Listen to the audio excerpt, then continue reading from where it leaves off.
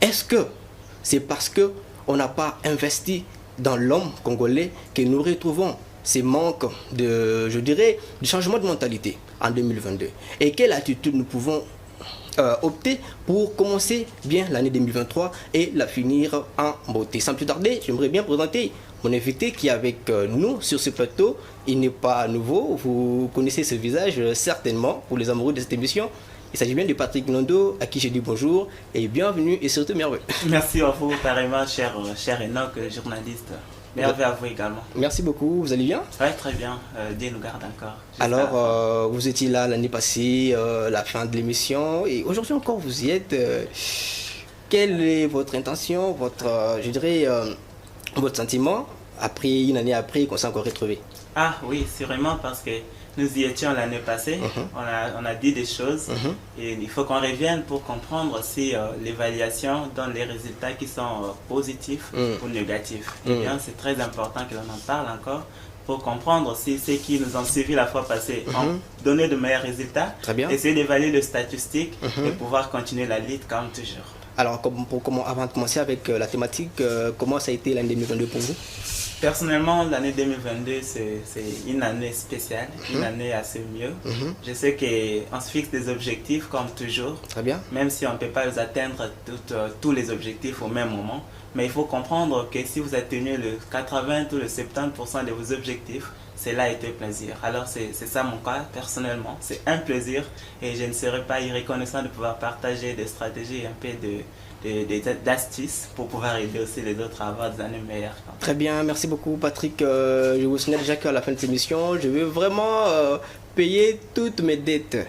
Je vais souhaiter le meilleur à toutes les personnes qui m'ont demandé Nako Ratangote, donc il faut le faire, je vous promets encore. Alors, toi j'ai Patrick, pour entrer dans le vif du sujet, le changement de mentalité, vous savez que ce sujet est tellement banalisé à tel point qu'on nous a toujours demandé qu'on puisse changer notre manière de voir les choses, notre mentalité, mais j'ai comme l'impression que les jeunes n'ont pas encore compris c'est quoi les changements de mentalité qu'on nous demande de faire à chaque fois, d'adopter. Alors, d'une manière un peu simple, selon vous, je ne veux pas que vous puissiez recourir dans des définitions, des dictionnaires, tout ça, selon vous, le changement de mentalité, c'est quoi exactement?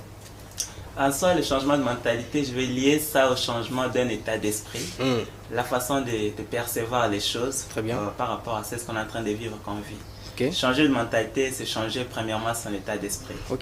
Et cet état d'esprit, c'est ce qui est la clé de tout. Et c'est ça d'ailleurs qui peut débloquer tout ce qui bloque peut-être dans la vie. Parce qu'une personne qui a changé son état d'esprit, une personne qui voit autrement des choses, va permettre à ce que son entourage soit impacté par sa façon de vivre. Son entourage soit vraiment impacté par ses valeurs qu'il défend. Et cette attitude-là doit, si je peux aller plus loin, changer aussi les gens qui n'ont pas encore pris cette mentalité-là. D'où le changement de mentalité, c'est le changement de caractère, le changement des habitudes qui sont toxiques pour la vie personnelle et aussi les habitudes qui touchent nécessairement à l'avancement de nos projets.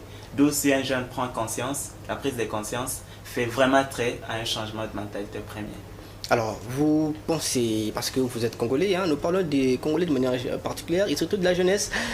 Nous venons de terminer, c'est déjà la fin, l'année 2022. Comment vous évaluez la mentalité des Congolais? Est-ce qu'elle a été bonne? Leur manière de conduite envers leur pays, envers eux-mêmes, leurs projets, comment pouvez-vous synthétiser ça? Oui, je ne peux pas généraliser que tout le monde n'a pas nécessairement changé de mentalité parce qu'on s'était fixé des missions et des objectifs de pouvoir aider quelques jeunes à pouvoir changer. Si nous disons que tout le monde n'a pas changé, c'est là nous avions menti. En quelque sorte, il y a quelques-uns qui ont pris conscience, quelques-uns qui se sont fixés des objectifs directement atteignables. Et il y a aussi des uns jusque-là qui ne sont peut-être pas en train de changer parce que ils n'ont peut-être pas encore suivi ou ils ne nous ont peut-être pas suivi autrefois. Les statistiques, c'est vraiment encore à la baisse parce que si nous étions vraiment déjà à l'étape vraiment un peu augmentée, vous auriez vu que les résultats seront trop visibles. Si nous le remarquons, on plaire toujours jusqu'à aujourd'hui que le pays est sous-développé. C'est parce que le changement de mentalité qui est un facteur clé de développement n'est pas encore à un essai d'un peu augmenté de plus de 50%. C'est ça la cause principale. Et en deuxième, les statistiques, c'est que on doit continuer la lutte. Quelques-uns ont atteint leurs objectifs, quelques-uns ont pris conscience, quelques-uns ont changé des habitudes toxiques, quelques-uns ont arrêté d'autres habitudes qu'ils ne voulaient pas l'année passée, eh bien, je souhaiterais à ce que cela ne soit pas renversé à l'année 2023, qu'ils en fassent encore plus. Et ceux qui n'ont pas encore changé pour 2022, parce que 2022 a marqué quelques ans. Très bien. 2022 a été une meilleure année pour quelques uns et pas bonne pour d'autres personnes. Très bien. Et pour ces dons, l'année 2022 n'a pas été meilleure pour eux. Je souhaiterais à ce qu'ils se donnent pour travailler sur les facteurs qui ont causé à ce que cette année ne soit pas meilleure. Parce qu'on souhaite aux gens de merveille, on souhaite aux gens de succès, bonheur et beaucoup plus de choses. Mais en réalité, est-ce que ces gens en prennent compte pour travailler sur le fait d'atteindre ce succès ou ce bonheur? Parce que ce n'est qu'un souhait, je te l'ai souhaité, mais il faut que tu y travailles là-dessus. D'où, si les jeunes se mettent à analyser, enfin, ceux qui en ont déjà fait, ils peuvent aider, parce qu'on dit que les faibles soutiennent les forts. Ceux qui ont déjà pris conscience peuvent aider ceux qui n'en ont pas encore pris conscience. Et ceux qui ont défini des objectifs atteignables peuvent également aider ceux qui n'ont pas fixé des objectifs atteignables pour pouvoir ensemble, comme un seul homme, immortaliser cette jeunesse qui est encore dans une distraction quelconque. Très bien. Alors, de quelle manière, moi je prie que nous restions beaucoup plus concrets et pragmatiques, de quelle manière les jeunes doivent changer leur manière de se comporter, la mentalité, comme tant demander à nos autorités et surtout à notre entourage? Ok, je vais premièrement Est-ce que pour renchérir, est-ce qu'il faudrait, cela renvoie à adopter, à avoir une manière de se comporter la même manière de se comporter qu'un homme blanc, ou c'est vraiment lié à la culture personnelle de l'homme? Ça se travaille enfin, parce qu'un homme blanc, il a travaillé sur sa culture, il a travaillé sur ses valeurs qu'il est en train de continuer à défendre. D'où, pour y arriver, il faut qu'on donne à ces jeunes des stratégies ou des astuces. Peut-être qu'il y a des jeunes qui n'ont pas encore trouvé ce dont ils doivent faire pour leur vie. Il y a des jeunes jusque-là, ils ne comprennent pas à quoi ils veulent que leur vie ressemble demain après-demain. Très bien. Et nous, qu'est-ce qu'on doit faire? On doit aider à ces jeunes, premièrement, à effectuer une évaluation approfondie, comme le 31 décembre aujourd'hui.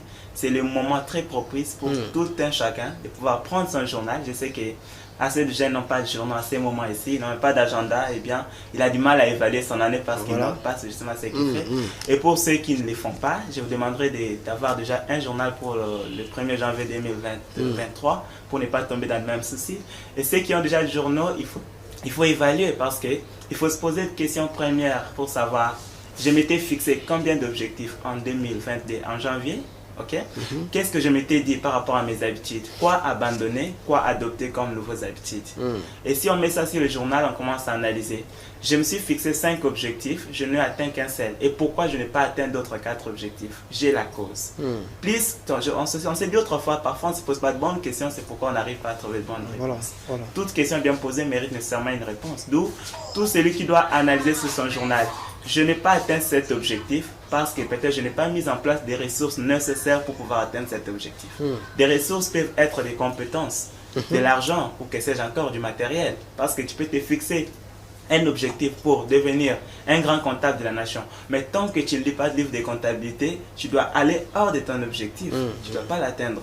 Ça, c'est pourquoi on parle de fixer un objectif, lier cet objectif à des ressources nécessaires pour pouvoir l'atteindre.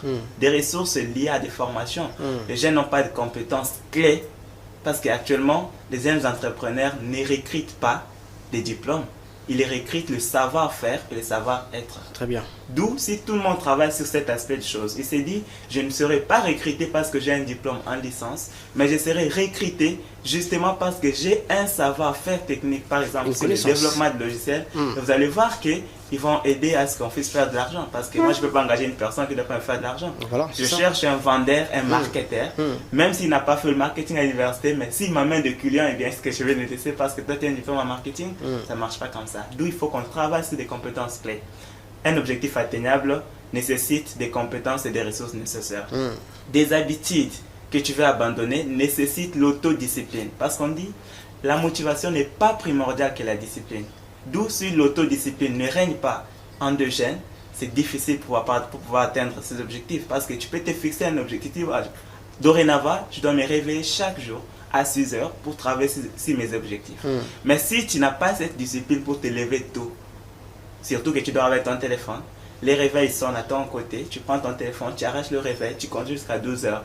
Cette habitude, si tu ne t'es pas discipliné, tu as du mal à pouvoir abandonner cette habitude de dormir jusqu'à 20 à 12 heures ou 13 heures. Et vous allez voir que si on met en place l'autodiscipline, On a une do list, une liste qui consiste à pouvoir évaluer chaque soirée. Parce que parfois, on n'atteint pas des objectifs parce qu'on ne les planifie pas également dans le temps aussi.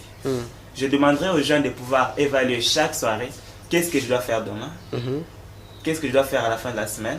Ça fait partie du changement de mentalité? Justement, parce que si toutes ces habitudes adoptées vont te changer personnellement. Parce que si tu as changé de mentalité, c'est que Manao, tu as changé justement. Très bien. Alors, une personne qui a une bonne mentalité, comment on peut le savoir?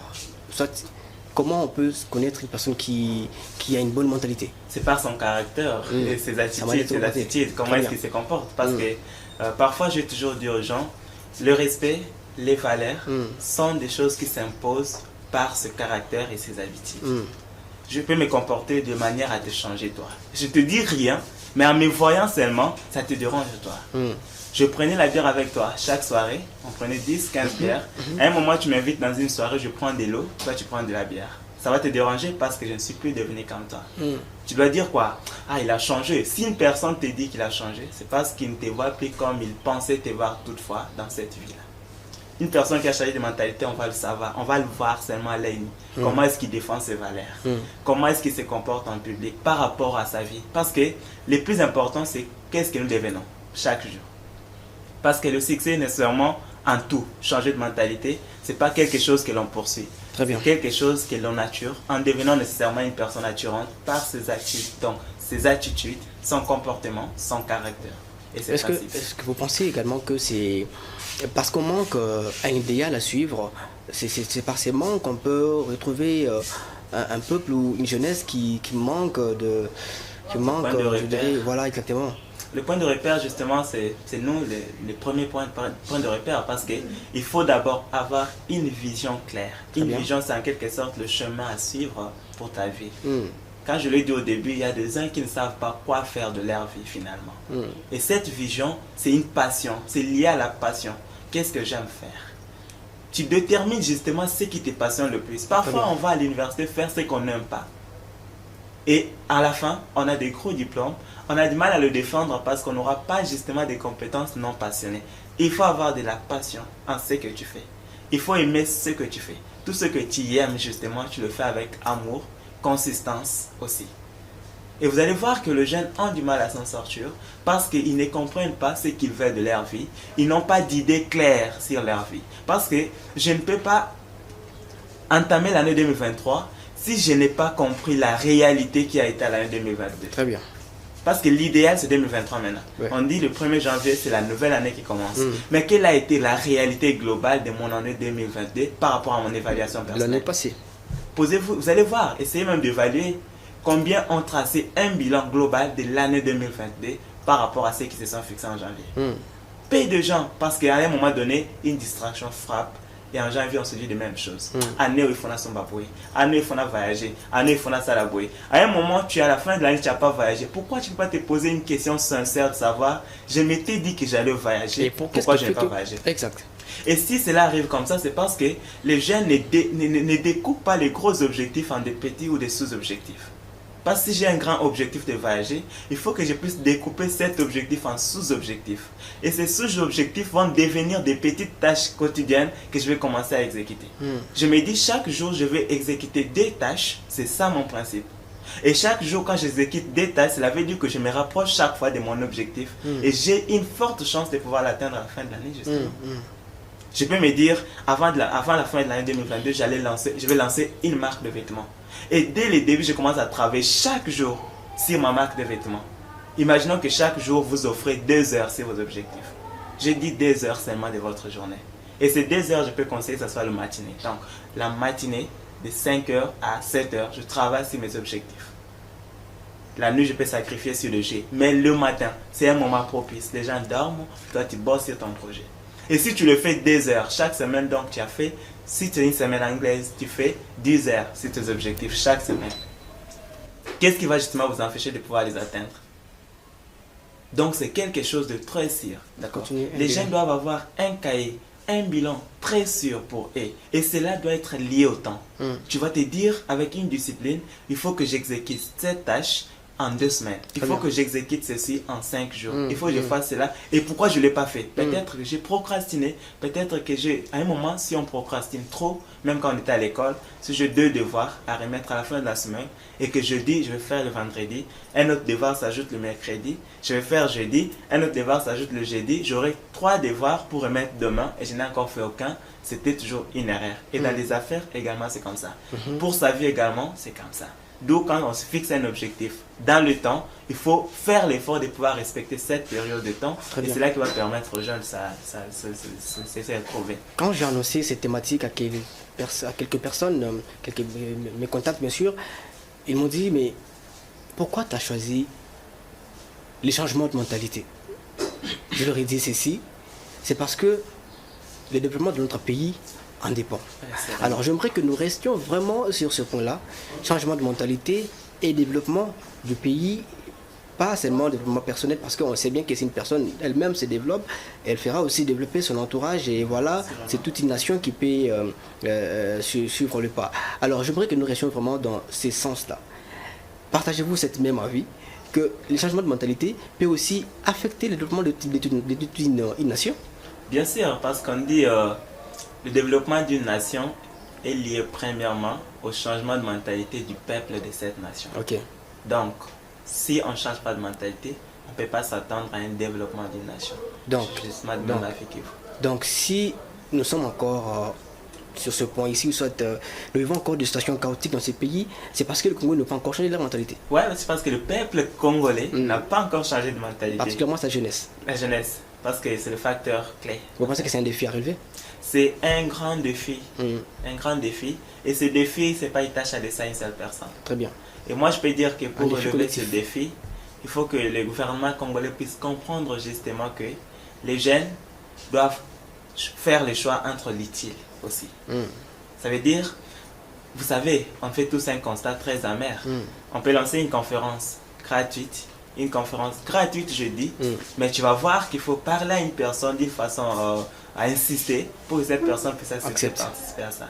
Alors que une manifestation d'humour et que sais-je encore, qui est payante, nécessite la présence de beaucoup de personnes.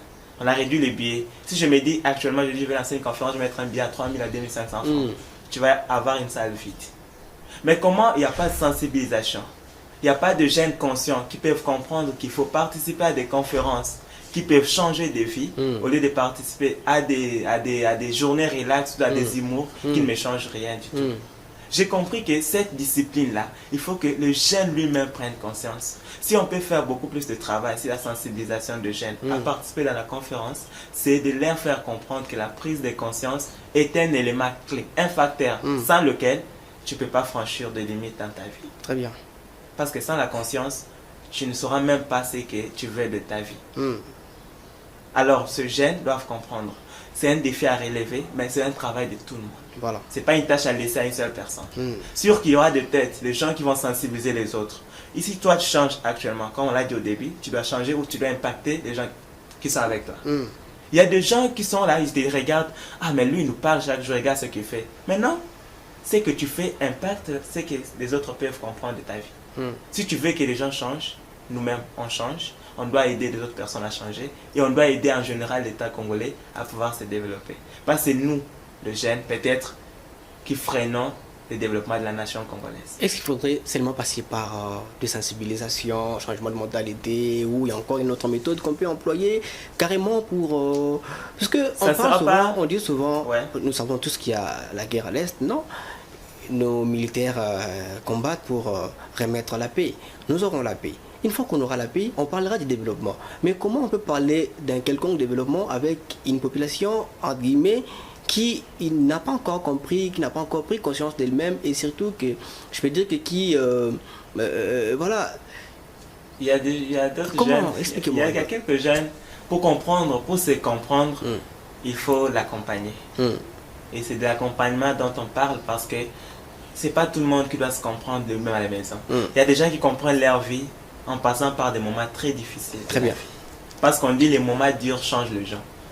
d'autres personnes deviennent très arrogantes, d'autres personnes deviennent trop silencieuses, d'autres personnes changent leur vie automatiquement parce qu'il est passé par ces moments. Il y a quelques personnes qui deviennent mendiants parce qu'ils ont traversé des moments difficiles. Donc les moments difficiles changent de gens de plusieurs manières. Il y a quelques personnes qui changeront leur vie en traversant ces moments-là. Il y a quelques personnes qui changeront leur vie parce qu'il a juste suivi une émission comme celle-ci et du coup il prend son papier, il note ses objectifs, il a une conscience, il change sa vie. Exactement. Il y a quelques personnes qui changeront leur vie en participant dans des webinaires en ligne, dans des conférences, dans des séminaires. Lui il changera sa vie que dans ces canaux-là. Ça veut dire qu'on n'a pas un seul canal à négliger, on doit emballer tout le canal. Et bien s'il y a quelques-uns qui vont nous croiser par n'importe quelle direction, ils auront la chance de pouvoir se changer. Comme on dit, qui touche même la Rome. Alors j'aimerais bien savoir, comme je l'ai dit au départ, est-ce parce qu'il y a manque de l'investissement dans l'homme congolais que nous nous retrouvons dans tout ça? Oui, sûrement, parce que le meilleur investissement, c'est l'investissement dans des ressources humaines. C'est-à-dire l'investissement de soi-même. Et cet investissement, ce n'est pas lié justement à l'argent, c'est lié à la connaissance personnelle. Très bien. Parce que parfois, on ne veut pas changer. La ligne n'a pas changé. Comment est-ce qu'on peut comprendre cet homme qui ne veut pas changer? C'est un homme qui ne veut pas apprendre. Il y a les gens dans leur tête, ils ont mis que étudier, c'est être à l'université. Alors qu'il y a l'université de la vie. Voilà. C'est de cette université de la vie qui doit changer beaucoup de personnes. Très bien. Je l'ai toujours dit chaque fois qu'à l'université, on ne t'apprend pas à gérer ou à surmonter un obstacle qui peut te nuire dans la vie. On ne t'apprend pas à gérer les échecs. Un échec qui est derrière l'épice qui donne de la saveur à une réussite dans la vie. Je ne peux pas dire qu'il y a des hommes à succès, de grands hommes à succès qui n'ont pas subi des moments un peu difficiles. Au moins que ce soit un homme qui est né d'une famille riche, il n'a pas souffert, il ne comprend rien de la vie du tout. Voilà. Mais toutes ces personnes qui ont réussi par des canaux de travail dur, harassant, ces personnes ont une conscience très approfondie. Et ce sont ces personnes qu'il faut nécessairement écouter. Et je demanderai à ce jeune, je sais que tu ne peux pas avoir de l'argent pour aller te payer de frais à l'université, mais tu peux apprendre à l'université de la vie en te formant à la maison, en apprenant de l'expérience d'autres personnes, en t'inspirant de ces personnes que tu as vu réussir. Parce que parfois on s'attache à des personnes qui ne partagent pas de mêmes ambitions qu'ils ont. C'est aussi un facteur très important des manques de changement ou des manques d'épanouissement pour un jeune. Parce que cet investissement-là consiste à pouvoir marcher avec les gens qui ont des mêmes ambitions que toi. Très bien. Parce qu'il y a un auteur qui a dit, lorsque tu traînes avec 5 entrepreneurs, le 6e entrepreneur sera toi. Et lorsque tu traînes avec 5 ivrognes, le 6e ivrogne devient catégoriquement toi. Parce que nous sommes la moyenne de 5 personnes que nous fréquentons régulièrement. Tu veux changer. Tu veux devenir un grand homme à succès, tu veux devenir un grand comptable, tu veux devenir un grand footballeur, Est-ce que tu fréquentes ces personnes-là? Comment est-ce que tu dois investir en toi alors que tous tes amis ne partagent aucun trait commun avec toi? Tu ne dois pas marcher. Moi, je demanderais à ce jeune-là de quitter cet entourage toxique à l'année 2023. C'est très important. Parce que la qualité de notre vie dépend parfois de la qualité de notre entourage. Qui est-ce qui nous entoure? Est-ce que ces personnes qui sont avec moi me poussent toutefois à aller vers les hauts? Ou ce sont des personnes qui sont justement égoïstes, des personnes qui sont jaloux de toi-même? Ça fait partie de l'investissement personnel. Ça fait partie de l'investissement personnel. Parce qu'il faut investir sur les ressources nécessaires qui vont t'aider à sortir de la vie que tu ne fais pas maintenant. Très bien. Tu sais bien que ça ne te plaît pas, mais pourquoi tu restes? Il faut travailler. Il n'y a pas de réussite facile, ça on peut le dire. Tous ceux qui marchent sur l'investissement en soi, il faut bosser dur. Voilà. Et chacun doit choisir son dur. Ouais, sûrement. Et s'en passer. Sûrement. Et retenir que ce n'est pas parce que cela est difficile que c'est impossible. Voilà. Tout ce qui est devenu facile, moi je peux dire que ça a été difficile. Il y a des gens qui ont rendu ça facile. Et d'où toi également la vie que tu mènes à cet instant. Même si ton projet tu le vois très gros, parce que parfois ça fait peur. Tu veux faire un investissement, tu rêves créer un hélicoptère. Et quand tu penses à la grandeur de ces grands projets, à la grandeur de cette vision, il faut nécessairement que ça te donne la peur. Très bien. Mais Nelson Mandela a dit, le courage n'est pas l'absence de la peur, mais la capacité à pouvoir vaincre ce qui fait peur. Tu as un gros projet, tu veux investir sur un grand business, tu veux investir sur un grand projet, commence à travailler sur toi-même, investis sur toi et tu vas te lancer. Moi, je peux dire qu'on ne peut pas entreprendre sans une compétence dans un domaine quelconque. Très bien. Il y a des gens, tu veux devenir un entrepreneur. Tu as de l'expérience en quoi? Rien. Mais tu veux entreprendre en quoi? En quoi? quelque chose de... Tu vas perdre ton argent, il faut d'abord apprendre sur quoi tu vas entreprendre. Tu vas échouer. Carrément. Ouais, sûrement. Échouer, c'est normal, mais rester sans se relever, c'est quelque chose d'assez pas bon. D'où échouer dans le sens de créer de nouvelles stratégies. Et ces stratégies, c'est créer à l'aide des compétences. D'où il faut d'abord te former avant d'aller entreprendre. Et il faut investir en temps. Vous venez de soulever un élément important là. Quelqu'un m'a dit, en tout cas, je partage beaucoup avec des jeunes qui, avant d'aborder des thématiques comme ça, il m'a dit que, ben, papa, changement de mentalité, on a un bloc intellectuel, un peuple normal, on n'a pas besoin de... Il y a qu'à changer ma mentalité, on a un angle sauté. Alors, si vous voulez parler de changement de mentalité, Kende Kolobela, mais pour cette émission à la fin de l'année, le Bélébé Makambuya, c'est qui ça? Non, c'est très intéressant parce que on a formaté notre mémoire. Malheureusement. On a formaté notre mémoire pour nous faire comprendre qu'il ne peut changer sa mentalité que cet intellectuel. Voilà. Et il faut comprendre, quand même un intellectuel commet quelque chose d'illogique, les gens ils mettent trop le cas. Ils disent Kotanga, donc pour nous, Kotanga est allé à l'école, c'est ça. Maintenant, ceux qui ne sont pas allés à l'école, comment ils peuvent changer? Il faut lire. Et j'ai compris qu'étudier, c'est lire. Et on ne lit pas que quand on est à l'école. Je vais devenir journaliste, je prends un livre de vos domaines, je commence à lire, j'ai des stratégies sur ça, et vous allez voir que demain je suis un grand journaliste. C'est quelque chose qui marche. Très bien, très cher Patrick, nous arrivons déjà à la fin de l'émission. Si vous avez un mot à dire pour ces thématiques, vous pouvez le dire en s'adressant à notre téléspectateur. Et surtout, vous avez quelque personne à souhaiter le vœu, faites-le dans 30 secondes s'il vous plaît. Merci beaucoup et beaucoup plus, j'encourage ces jeunes, j'encourage beaucoup plus les jeunes qui ont des projets et autres. Prenez du papier, commencez à noter dès ce soir. Très bien. Et ceux qui n'ont pas réussi dans l'année passée, prenez encore courage, le temps continue. Et pour le vœu de meilleur, je souhaite premièrement lever à tous les abonnés qui me suivent dans ma page Patrick Motivation. Et je souhaite aussi le meilleur à tous les amis, surtout plus à mon collaborateur Mathieu qui m'a accompagné surtout dans la création de la marque vers le succès, et également à toute l'équipe Digital Business Company, sans oublier la famille. Je salue l'oncle Déo et sa chère épouse. Meilleure vie à tout le monde. Beaucoup plus et aussi à toi, cher Enoch. Merci pareillement, merci très cher Patrick Nondo. Nous sommes arrivés à la fin, merci d'être venu dans ces derniers chapters de l'année 2022.